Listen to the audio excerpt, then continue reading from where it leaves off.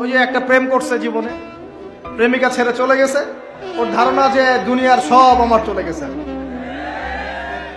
একটা মেয়ে, মেয়ের অভাব নাকি দুনিয়ায়? হ্যাঁ,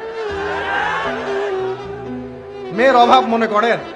শেষ জামানায় একটা ছেলের ঘাড়ের মধ্যে 40টা মেয়ে থাকবে। আরে ভাই, 40টা বউ না, 40টা মেয়ে, মহিলা।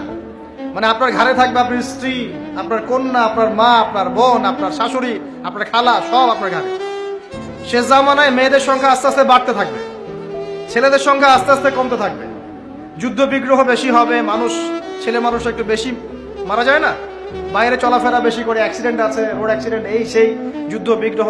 এমনি গড়াইও ছেলেদের কম, আর ছেলেদের জন্মহার কিন্তু মেয়েদের চেয়ে কম। শিশু ছেলে মারা যায় বেশি, মেয়েরা মারা যায় কম। ছেলেরা এমনিতেই সংখ্যায় কম হবে, আর শেষ জামানায় মেয়েদের সংখ্যা আরো বেশি বাড়তে থাকবে।